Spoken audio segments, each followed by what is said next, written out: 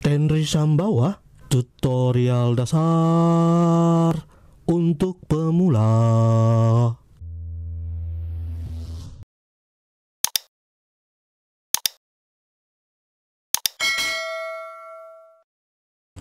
Rumus fungsi interest saving payment. Rumus fungsi ISPMT digunakan untuk menghitung bunga atau bagian pembayaran angsuran dengan metode bunga menurun pada periode tertentu yang telah ditetapkan. Rumus fungsi ISPMT sangat berguna untuk menghitung pembayaran bunga untuk jangka waktu pinjaman atau investasi tertentu, bahkan dengan pembayaran pokok. Adapun bentuk penulisan rumus fungsi ISPMT adalah sebagai berikut. Tanda sama dengan ISPMT, tanda buka kurung, red tanda titik koma, per tanda titik koma, n per tanda titik koma, PP tanda tutup kurung.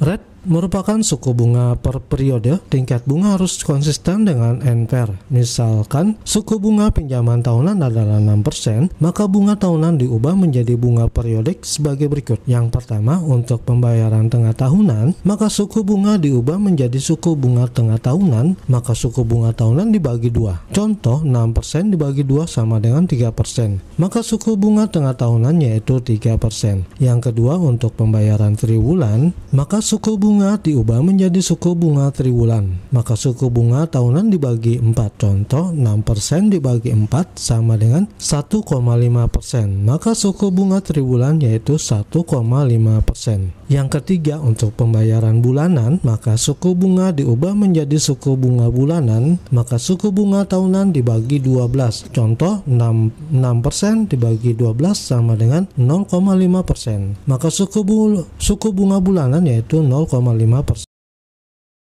Per merupakan periode yang ditentukan di mana nasabah akan mengetahui pembayaran bunganya, atau periode pembayaran sebagai dasar untuk menghitung bunga yang harus dibayar. Nilai per antara 1 sampai dengan NPR dan tidak boleh melebihi nilai NPR. Nilai NPR antara 1 sampai dengan NPR dan tidak boleh melebihi nilai NPR.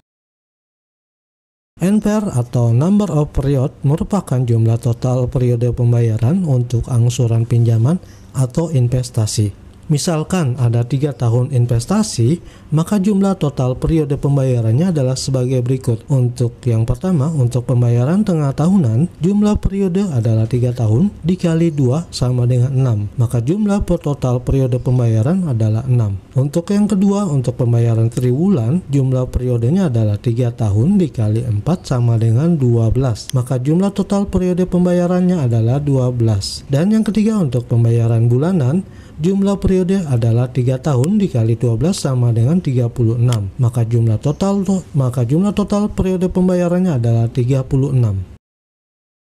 PP atau percent value merupakan nilai investasi saat ini, atau nilai jumlah total uang yang Anda peroleh dari pinjaman saat ini.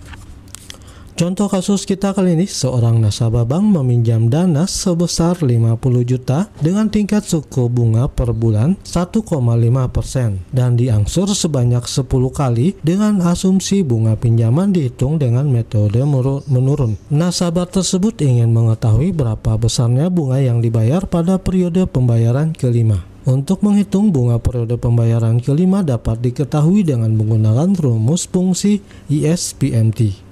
Cara menggunakan rumus fungsi ISPMT di Excel, langkah-langkahnya adalah sebagai berikut. Langkah yang pertama, teman-teman klik kiri di sel E8.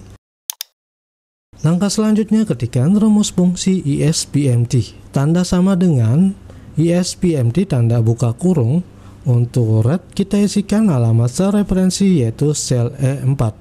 Untuk itu, teman-teman klik kiri sel E4. Selanjutnya, ketikkan tanda titik koma sebagai pemisah argumen. Selanjutnya, untuk per kita isikan alamat sel referensi yaitu sel E5. Untuk itu klik kiri sel E5. Selanjutnya, ketikkan tanda titik koma. Selanjutnya, untuk number of period atau NPR kita isikan alamat sel referensi yaitu sel E6. Untuk itu klik kiri di sel E6. Selanjutnya, teman-teman ketikkan tanda titik koma. Selanjutnya untuk percent value atau PV, kita isikan alamat sel referensi yaitu sel E7. Untuk itu klik kiri di sel E7. Setelah itu tekan tombol enter pada keyboard.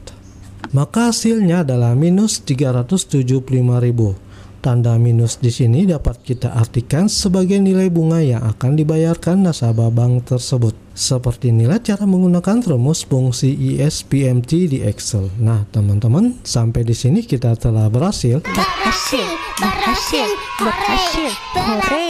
Kita telah berhasil menggunakan rumus